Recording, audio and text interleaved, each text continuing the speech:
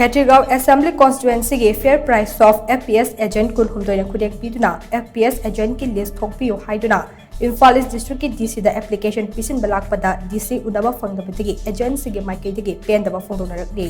Porompat laiba Imphal East District के DC complex दा DC Unaba lakpa aduda Paumi sing da wa ngang laduna FPS sub agent kaisam kunjarani kobi amana hai Hauzik lamdam masida thokliba Iraq amadi ising ichawgi marakta Kshetrigao AC gi miyamda Thad Nipan di Cheng Phangdaba asina Haina awaba pire. Mamang the Cheng wathok lekiba aduna department na tha manga gi Cheng yen bigani haikiba aduso tha ahum khaktama yen kre. Madusu AC asigi mafam suna yen kiba nate aduga housing na hana legiba agent singi jam loi jungaida department na matam loi haibaga luinana anauba agent habni haiba wafam lakli. ADM unaruba matam dana yamgi phangkhom thokpa Cheng hayengdagi yen ba horagani haiba wafam phongdoknarakli. Agent sing da Cheng pirak laba matung agent sing na yen gadaba Cheng adu agent adu kanano khangandana thamlaga hayengdagi Cheng yen gani hairiba ase karam na yen gadawribano asigumba thong ase AC asida amukta fawba thokkhidre amani masida makok thongba sing amaga paw phongnadaba manba chinkhum amata manadana leiriba ase pente pumnamak ase kokhanjuna miyamgi phangpham thokba hak phanghandrabadi miyam hawduna khongtang changsin gani hainasu mahana makha takhi Amarom dangasi DC Unaba lakhiba aduda AC asigi MLA ki nominee MG Tas Khana MLA na mai pang laba matung April dagi November fawba Cheng yen khidaba tha amata yakhidi haina udokhi Akoi gi hane jinje jahi haidi ma gi tam sudri ngai da akoi da kaibta ta amdana hai matam loire haibe posima khangala hai aduna kaka hoi mayamna si department na khangala na dumai hai ko adu mamang da si protest mayam taw hore ko adaida akoi gi matam suda ba haibe se department ga adegi asai gi MLA ga mari si phadan leina kan di pau phongdokna kan ma dui poto enui matam taw khidore matam jana thagal khokalo haibe posi tawna ga da department na su amukta khoi gi response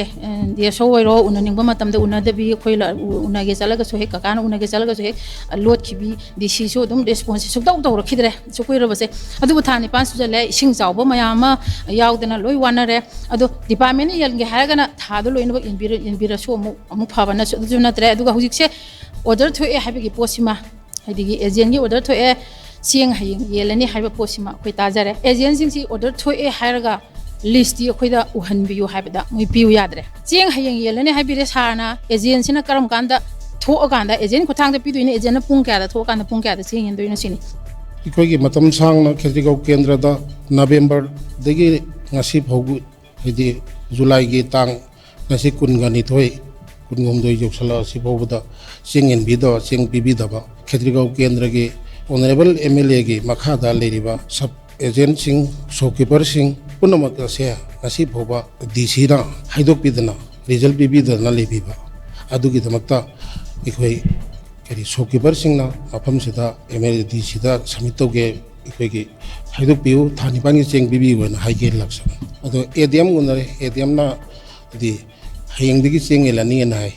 aduga makha ta ba result liti agent gi matang hukam ta haiti April digi cheng elak base 2023 gi October tha phau cheng ende eleba ko